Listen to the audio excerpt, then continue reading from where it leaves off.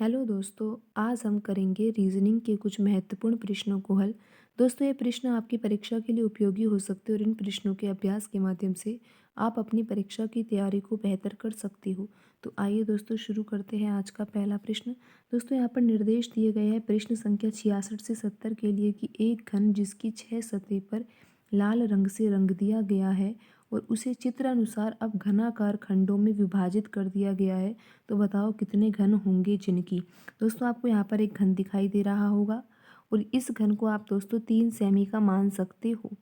ठीक है दोस्तों, जब ये पूरा घन आप मान रहे हो 3 सेमी का है और अब आप इसको विभाजित करोगे। दोस्तों, यहाँ पर लिखा हुआ है घनाकार खंडों में विभाजित कर दिया जाता है और चित्र में दोस्तों आप यहाँ पर देख पा रहे हो कि अगर ये पूरा जो घन है इधर 3 सेमी का है, तो दोस्तों यहाँ पर जब हम इसको काट रहे हैं तो जो प्रत्येक घन हमें प्राप्त होगा दोस्तों, वो 1 सेमी का घन होगा।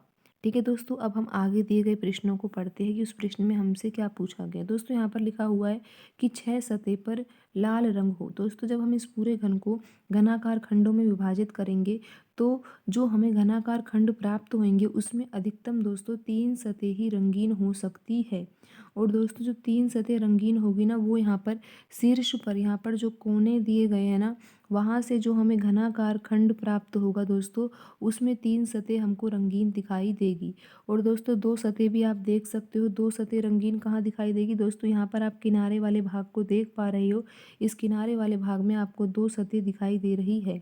और यही जब हम इस पूरे घन को घनाकार खंड में काटेंगे तो ये जो घन हमें प्राप्त होगा इसमें ये 2 सतह जो होगी वो लाल रंग की प्राप्त होगी।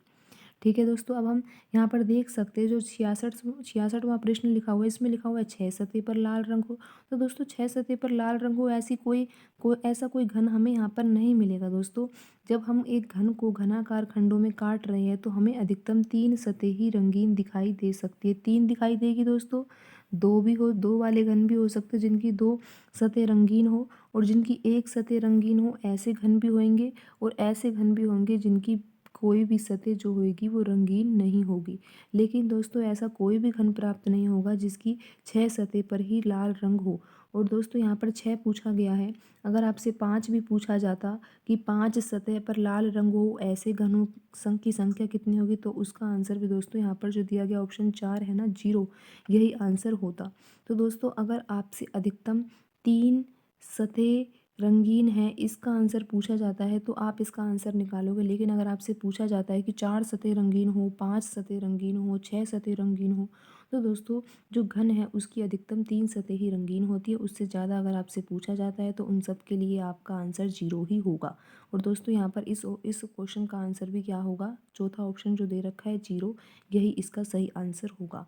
आइए दोस्तों, अब हम बढ़ते हैं अगले प्रश्न की ओर।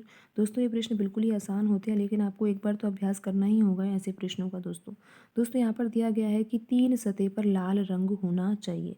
दोस्तों, हम इस पूरे घन को लाल रंग से रंग रहे हैं और अब हमसे पूछा जा रहा है कि 3 सतह है। इस घन को जब हम काटेंगे तो जो हमें घनाकार खंड प्राप्त होंगे उसमें 3 सतह पर लाल रंग होना चाहिए। दोस्तों, आपको यहाँ पर दिखाई दिखाई दे रहा है ये घन। इस घन में दोस्तों जो किनारे वाला आपको घन दिखाई दे रहा होगा, यहाँ पे जब हम इसको काटेंगे तो इस किनारे वाले घन में 3 सतह जो होगी दोस्तों वो आपको लाल रंग की दिखाई देगी। और दोस्तों, आपको पता होना चाहिए कि जो ये पूरा घन है ना, इस पूरे घन में 8 कोने होते हैं दोस्तों। कितने होते हैं? 8 कोने।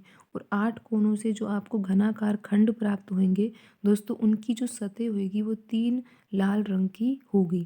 तो दोस्तों, यहाँ पर आपका जो सही आंसर होगा कि 3 सतह पर लाल रंग होना चाहिए, तो दोस्तों इसका सही आंसर होगा 8। ठीक है दोस्तों। दोस्तों, आप इसके लिए एक सूत्र का उपयोग भी कर सकते हो। दोस्तों, ये 8 तो आप याद ही रखो, क्योंकि अगर आपसे कोई भी घन पूछा जाता है कि इस घन को आप इतने भागों में काटते हो तो जो 3 सतह रंगीन आएगी उसका आंसर तो 8 ही आएगा।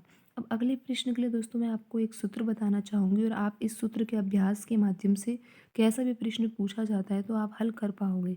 दोस्तों, यहाँ पर लिखा हुआ है 2 सतह पर ही लाल रंग हो। दोस्तों, ध्यान रखना कि जब 3 सतह पूछा जा रहा है तो आपका आंसर 8 ही होगा, चाहे प्रश्न किसी भी प्रकार का हो। लेकिन दोस्तों, यहाँ पर जैसे पूरा घन एक ही रंग से रंगा होना चाहिए दोस्तों, ये ध्यान रखना। लेकिन अगर अलग अलग रंग से रंगा होगा, जैसे कभी कभी कहते थे 2 सतह काले रंग से रंगी है, 2 सतह लाल रंग से रंगी है, तो दोस्तों फिर उस प्रश्न को हमें अलग तरीके से हल करना होता है। दोस्तों, यहाँ पर लिखा हुआ है कि 6 सतह पर लाल रंग हो तो उसके लिए तो आपको पता ही है 0 लिखना है। जब 3 सतह आया हो तो उसके लिए आपको 8 लिखना है। दोस्तों यहाँ पर मैं आपको 2 सतह के लिए और 1 सतह के लिए और ये आगे जो प्रश्न दिया गया इसके लिए एक सूत्र बता रही हूँ। आप इस सूत्र को ध्यान से देखिए दोस्तों कि कैसे आपको इस सूत्र का यूज लेना है। दोस्तों सबसे पहले आपको n का मान निकालना होगा और n का मान किस तरह से निकालोगे दोस्तों, आप यहाँ पर n का मान निकालोगे दोस्तों बड़े घन की भुजा और फिर बड़े घन को आप जिस भुजा में काटोगे ना उसको यहाँ पर भाग में लिखना है दोस्तों। यहाँ पर लिखोगे दोस्तों आप छोटे घन की भुजा और उससे फिर आपका n का मान आएगा। दोस्तों आपको पता होना चाहिए कि आपको मैंने बताया कि जो ये घन है ना यहाँ पर जो प्रत्येक ये आपको भाग दिख रहा है ये 1-1 सेमी का है, तो बड़ा घन जो दोस्तों हो जाएगा वो 3 सेमी का हो जाएगा। ठीक है दोस्तों, और जो छोटा घन है वो जो जिसको आप काट रहे हो दोस्तों इसमें चित्र में दर्शाए गए कटे हुए भागों को, तो वो आपको 1 सेमी के दिखाई दे रहे होंगे। तो दोस्तों आपको यहाँ पर n का मान क्या प्राप्त हो जाएगा 3। ठीक है दोस्तों, अब आपसे जब पूछा जाए कि 2 सतह पर ही लाल रंग हो तो दोस्तों आपको सूत्र लगाना है n-2 गुणा 12। ठीक है दोस्तों, क्योंकि आपको पता होना चाहिए दोस्तों कि जो एक ये घन आपको घन घन दिखाई दे रहा है, तो इस घन में दोस्तों जो ये किनारे हैं ना, ये किनारे एक, इस किनारे में दोस्तों आपको ये बीच वाला घन दिखाई दे रहा होगा। इस घन को जब हम काटेंगे तो दोस्तों यहाँ से जो घन निकल के आएगा उसमें ना 2 सतह रंगीन होगी दोस्तों। ठीक है दोस्तों, तो आपको पता है कि जो एक घन होता है उसमें किनारे जो होते हैं वो 12 होते हैं, तो इसलिए दोस्तों यहाँ पर हमने 2 सतह जब हम निकाल रहे हैं तो उसके लिए हमने यहाँ पर 12 का गुणा किया है।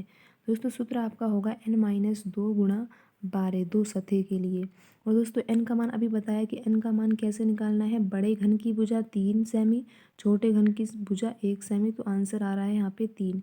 दोस्तों आपको यहाँ पर n की जगह 3 रखना है, तो n की जगह जब आप 3 रखोगे तो 3, फिर ये माइनस, फिर ये 2, फिर दोस्तों गुणा करना पड़ेगा हमें 12 से ही, क्योंकि 12 दोस्तों क्या है किनारे, और जो हमको किनारे पर ही हमको जो घन प्राप्त हो रहे हैं, जो हमने घनाकार खंड काटे हैं उसमें 2 सतह रंगीन आ रही है। और दोस्तों आपको ये ध्यान रखना है कि जो कोने हैं ना, कोने से जो हमें घन प्राप्त होंगे उनकी 3 सतह रंगीन होगी, और जो कोने होते हैं दोस्तों वो 8 होते हैं, तो उसका तो सीधा सा आंसर हमारा 8 ही हो गया था। और दोस्तों यहाँ पर आप देख पा रहे हो 3 में से 2 गए तो 1 आएगा, और 1 गुणा 12 करेंगे तो दोस्तों हमारा आंसर 12 आ रहा है। और आप यहाँ पर देख सकते हो दोस्तों जो ऑप्शन 2 है उसमें 12 ही लिखा हुआ है। तो 2 सतह पर लाल रंग हो उसके लिए दोस्तों आपको यहाँ पर सूत्र समझ में आ रहा होगा, बिल्कुल ही आसान सूत्र है। आपको करना है n-2 कोष्टक में और गुणा 12 का करना है, और 12 का गुणा क्यों करना है दोस्तों हमने आपको ये बता ही दिया है।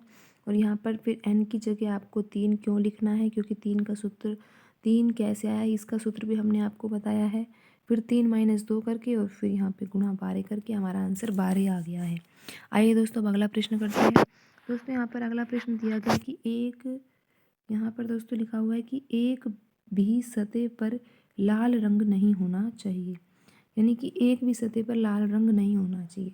तो दोस्तों इसका सूत्र आपका होगा कि जीरो सरफेस रंगीन हो, यानी कि जीरो सरफेस रंगीन हो यानी कि कोई भी सतह रंगीन ना हो। तो दोस्तों इसका सीधा सूत्र होगा n-2 का यहाँ पर क्यू आएगा दोस्तों। क्यू मतलब दोस्तों घन करना है हमें यहाँ पर। तो दोस्तों n का मान क्या है, n का मान दोस्तों आपका अभी हमने निकाला था 3 आया था। n बराबर बड़े घन की भुजा 3, छोटे घन की भुजा 1, तो फिर 3 आया था।